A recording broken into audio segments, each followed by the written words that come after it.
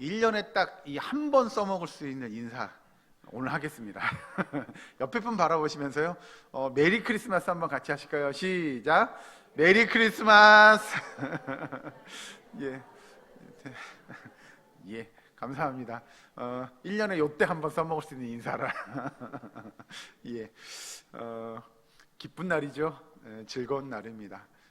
성탄절은 정말 우리가 신앙생활하는 그리스도인들에게는 결코 잊어서는 안 될 날인 줄로 압니다.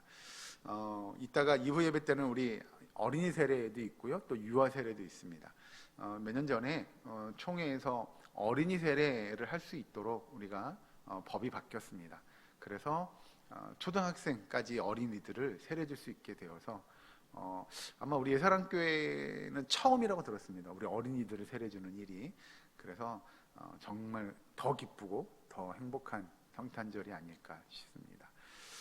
예수님이 이 땅에 오신 사건은 우리가 너무나 잘 아는 내용이고 또 우리가 평생토록 잊어서는 안 될 내용인데, 지난주에 그 설교의 내용 혹시 내용까지 기억하지 못하시더라도 제목 기억하십니까?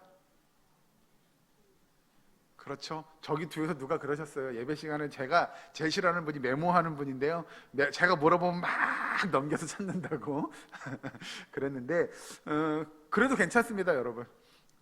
메모하시는 거 좋습니다. 그렇게라도 우리가 머릿속에 뭔가 남을 수 있다면 그렇게 하시면 좋을 것 같고요. 지난주의 설교의 제목은 마리아의 헌신에 관한 내용이었습니다. 예수님을 잉태한 그 마리아, 이건 정말 기쁘고 즐겁고 행복한 일이었을 겁니다. 하나님의 자녀로 그런 쓰임을 받는다? 이건 정말 영광스러운 일이었을 거라는 거죠. 그런데 마리아에겐 그 영광스러운 이 일이 때로는 정말 시련에 또는 고통의 아픔에, 왜? 사람들이 비난하는 일들이 분명히 주어졌을 거라는 거죠. 아니, 결혼도 안 한 약혼한 처녀가 벌써 애를 가졌어? 라고 하는 것이 사회적으로 비난받고 또 사회적으로 어떻게 보면 죽음에 이를 수 있는 그런 일들이었다는 겁니다. 그러면 오늘은 본문에 예수님이 이 땅에 오신 사건은 분명 틀림이 없습니다. 그러면 그의 아버지라 일컬음 받는 오늘 본문 1장 18절에 보시면, 예수 그리스도의 나심은 이러하니라. 그의 어머니 마리아가 요셉과 약혼하고 동거하기 전에 성령으로 잉태된 것이 나타났더니. 오늘은 마리아 말고 요셉에 관한 내용을 조금 살펴보며 예수님이 이 땅에 오신 사건들을 기억하려고 합니다. 여러분, 중요한 건 내용을 보기 전에 몇 가지를 여러분 점검하고 갔으면 좋겠습니다. 예수님이 이 땅에 오시는 건 다 좋은데 왜 하필이면 여인의 몸을 빌어서 이 땅에 오셔야 했냐라고 한다면, 우리가 이건 오후 예배 시간에 이미 들었던 터라 한번 점검하고 가시죠. 예수님은 지금 여기서 이야기하는 대로 18절에 이야기한 대로 성령으로 잉태됐다라고 이야기합니다. 즉 성령의 역사하심이 있었다는 거죠. 즉 이건 다른 표현으로 바꾸면 뭐냐면 예수님의 신성에 관한 이야기입니다.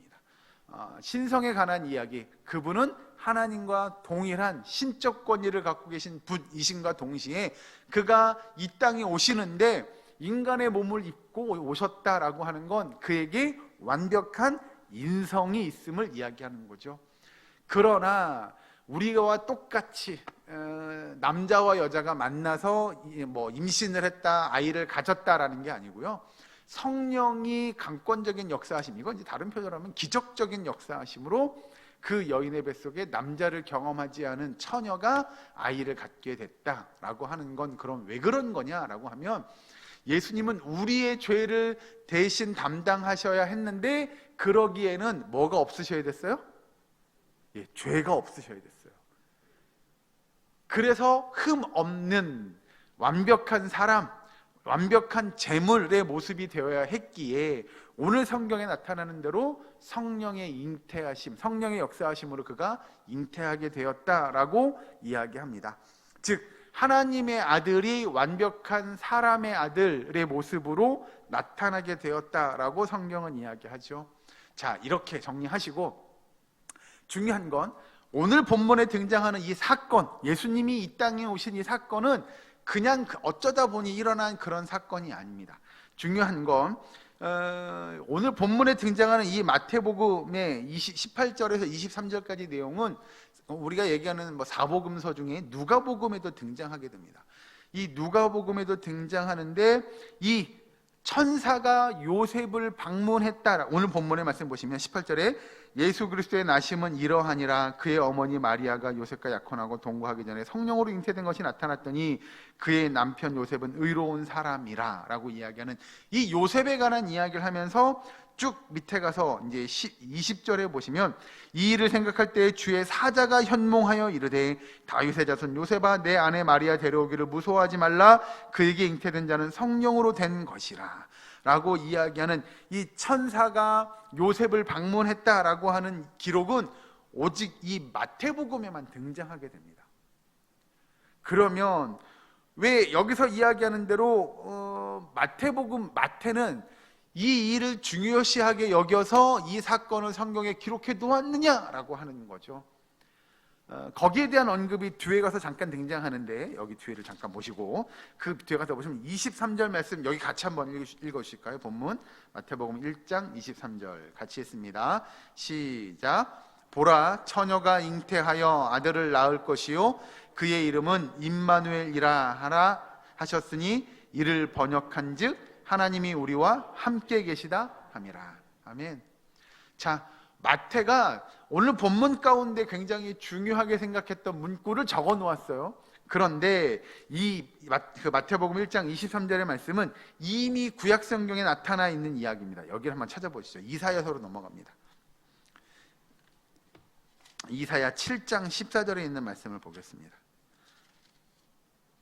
구약 성경 이사야서 7장 14절 제가 아는 성경은 구약 성경 976면에 있습니다. 구약 성경 976페이지 이사야서 7장 14절 말씀 한 절의 말씀은 같이 읽습니다. 다 함께 봉독하도록 하겠습니다. 이사야서 7장 14절 같이 읽습니다. 시작. 그러므로 주께서 친히 징조를 너희에게 주실 것이라. 보라 처녀가 잉태하여 아들을 낳을 것이요 그의 이름을 임마누엘이라 하리라. 아멘. 자, 이 내용은 뭐냐?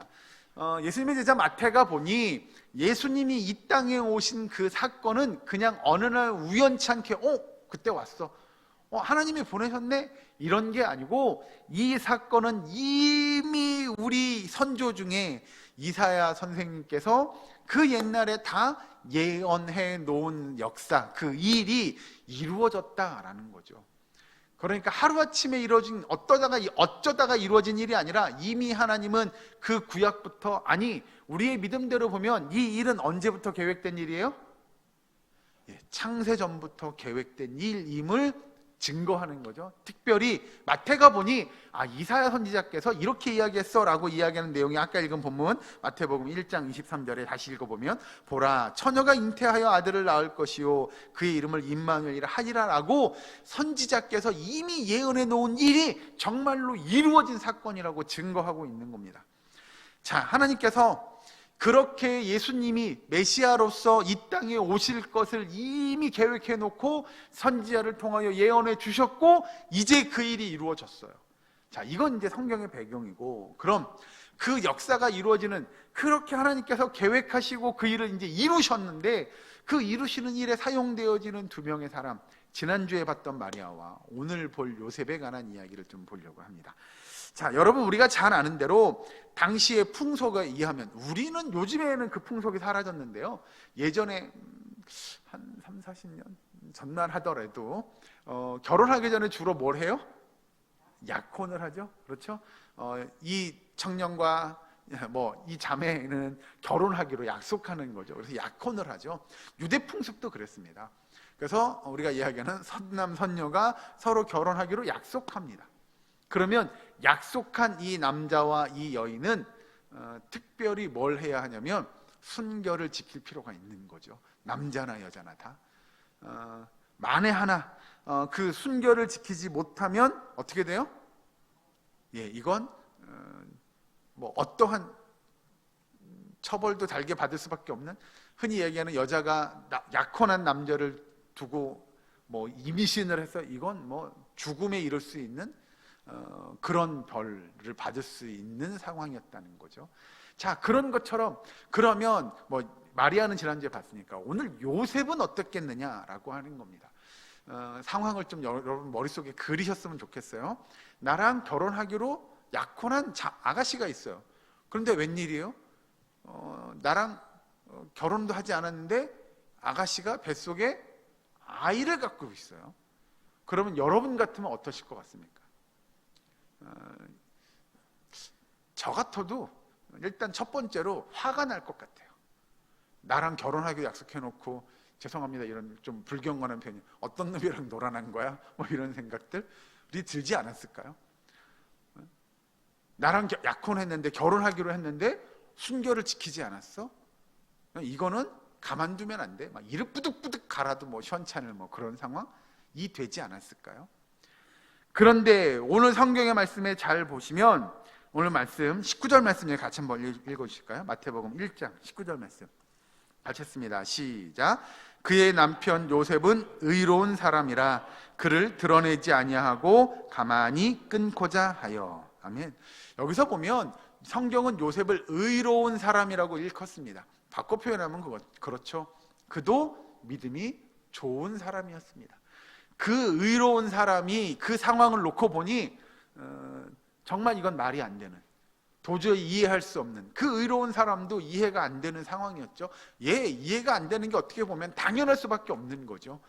그런데 그 요셉이 뭐라고 표현하냐? 의로운 그가 그를 드러내지 아니하고 가만히 끊고자 했다라고 이야기합니다. 여기서 그는 누구죠? 그는 누구예요? 권사님들, 그는 누구죠? 그렇죠, 마리아죠. 마리아를 드러내지 않고 가만히 끊고자 했다. 이건 도대체 뭐냐? 드러내지 않는 건 이해하겠는데 뭘 끊어요? 끊기는, 우리는 이렇게 생각할 수 있죠. 도대체 뭘 끊으려고 했을까라고 하는 겁니다. 이걸 이해하시려면 구약 성경을 또 보고 오셔야 되는데 넘어갑니다. 신명기서로 넘어갑니다. 쭉 넘어가서 창세기, 출애굽기, 레위기, 민수기, 신명기 이렇게 갑니다. 신명기 24장에 있는 말씀 봅니다. 24장 1절에 있는 말씀을 같이 한번 봉독하겠습니다. 구약성경 신명기 24장 1절, 제가 아는 성경은 구약성경 298면에 있습니다. 신명기 24장 1절 여기 같이 한 목소리로 봉독합니다. 시작. 사람이 아내를 맞이하여 데려온 후에 그에게 수치되는 일이 있음을 발견하고 그를 기뻐하지 아니하면 이혼 증서를 써서 그의 손에 주고 그를 자기 집에서 내보낼 것이요. 아멘. 아마도 오늘 본문에 이야기했던 아까 이야기하는 드러내지 아니하고 가만히 끊고자 했다라고 하는 이 말의 의미는 이 신명기 24장 1절에 의거해서 내가 이 여인과 결혼하기로, 뭐 사실 약혼했다고 하는 건 이제 결혼식만 남은 거잖아요. 결혼하기로 이미 약속한 거라 이 여자를 끊고자 했다라고 한 건 이 여자에게 부정한 것. 이 본문에 아까 읽은 신명기 24장 1절에 그에게 수치되는 일이 있음을 발견하고에 해당하는 일을 이 요셉이 본 거죠. 뭐 우리는 예상할 수 있죠. 아니 결혼도 안 한 약혼한 아가씨가 애를 가졌어요. 이건 분명히 수치되는 일에 해당하는 거라는 생각을 하고 어떻게 하려고 했냐? 가만히 끊고자 했다는 건 여기에 말씀에 보면 이혼 증서를 써서 그 여인을 어떻게 해요? 이제 내보내주는 거죠. 뭐 이제 여기서 내보낸다는 의미는 이제 당신은 자유롭게 혼자서 살아가십시오. 뭐 이런 거예요. 이해되시죠? 예, 그래서 오늘 본문에 요셉이 그 마리아를, 그래 이 여인이 어떤 여인인지를 너무나 잘 알았지만 이해되는 일, 이해되지 않는 일들이 발생하는 거죠. 그러나 그가 의로운 사람이라 그걸 드러내지 않았던 거예요. 여러분 이걸 드러냈으면 어떻게 되냐? 마리아는 아마 죽었을 거예요. 사람들로부터 온갖 비난과 손가락질과 더 험한 고통을 당하며 아픔을 겪을 수밖에 없었는데도 불구하고 드러내지 않고 이혼 증서 써줘가지고 가만히 당신은 당신 갈 길을 가십시오. 뭐 이렇게 해결하려고 했던 거죠. 자, 그런 요셉에게 오늘 본문에 등장하는 대로 다시 마태복음 1장에 넘어오면 이 일을 생각할 때의 20절입니다. 주의 사자가 현몽하여 이르되 라고 하는 거죠. 자, 그런 요셉에게 천사가 나타나서 이야기하게 됩니다. 자, 천사가 뭐라고 이야기하냐? 다윗의 자손 요셉아, 내 아내 마리아 데려오기를 무서워하지 말라. 그에게 잉태된 자는 성령으로 된 것이라. 이렇게 천사가 나타나서 그에게 이야기합니다. 그런데 중요한 건 여러분, 요셉에게는 합리적으로, 또 요즘 우리가 쓰는 표현을 빌리자면 법적으로도 완벽하게 이 여인을 끊어낼 수 있을 만한 권리도 있었고 이유도 충분했다는 거죠. 명분도 있었어요. 저 같으면 그랬을지 모르겠어요. 아니, 천사님, 저 여인은 저랑 결혼하기로 약속한 여인인데 아니 임신을 했잖아요. 제가 저 여인을 어떻게 데려옵니까? 라고 충분히 이유를 이야기해도 그게 이해가 되는 상황이었다는 거죠. 더군다나 사람들 앞에서 그걸 제가 많이 양보해서요, 사람들 앞에 드러내지 않고 그냥 조용히 이 문제를 해결하려고 하는 거예요 라고 충분히 요셉은 그 이유와 명분이 충분했고, 이걸 누구한테 이야기해도 그래 잘했네, 그렇게 처리했으면 잘 처리한 거야 라고 이야기 들을 만한 상황임에도 불구하고 천사가 그렇게 이야기할 때 요셉의 반응이 되게 중요한 거죠. 자, 좀 넘어가서 이제 보시죠. 24절 말씀 여기 같이 한번 읽어보실까요? 24절 시작. 요셉이 잠에서 깨어 일어나 주의 사자의 분부대로 행하여 그의 아내를 데려왔으나. 아멘. 결국 자기에겐 이유와 명분이 충분했으나 요셉도 그 이유와 명분 대신 뭐 하기를 택해요? 데려오기를 택했어요. 자, 아까 처음에 서두에 드렸던 질문 다시 한번 드리겠습니다. 지난주 설교 말씀의 제목이 뭐였다고요? 마리아의 헌신이라고요. 오늘 본문에 등장하는 요셉도 사실은 마리아와 별반 다르지 않은 상황입니다. 억울했을 거예요. 나는 저 여인과 진짜 같이 잔 적이 없는데 여인이 배가 이렇게 불러와가지고 아이를 갖게 되고, 사람들이 결혼식도 하기 전에 말이야 둘이 벌써 애를 갖고 이런 이야기를 안 했을까요? 사람들이 이렇게 얘기했으면 좋은 얘기잖아요. 그런 얘기 하지 않았을까요? 아이고 급했네 급했어 이런 조롱부터 놀림부터 그 모든 일들을 누구도 감당해야 했어요? 요셉도 감당해야 했을 겁니다. 요셉이라고 그냥 루루랄라 좋아요 제 아이예요 제 아들이에요 이런 얘기하면서 이 뱃속에 있는 아이가 결혼도 하기 전에 우리가 애를 만들었어요 이렇게 즐겁게 했을까요? 아니요, 결코 그렇게 하지 않았을 겁니다. 왜냐하면 지금 이 벌어지는 마리아가 아이를 가진 이 사건은 결코 평범한 상황이 아니었다는 걸 누구도 알았어요? 요셉도 알았어요. 그래서 오늘 본문 제일 마지막 25절에 같이 한번 읽어보실까요? 25절 시작. 아들을 낳기까지 동침하지 아니하더니 나음의 이름을 예수라 하니라. 아멘. 그래서 이 요셉도 마리아와 동침하지 않은 겁니다. 이 일이 얼마나 중요하고 이 일이 어떤 의미를 가진 일이고 자기가 지금 하는 일이 어떤 일을 하려고 하는지를 너무나도 잘 알았기 때문이죠.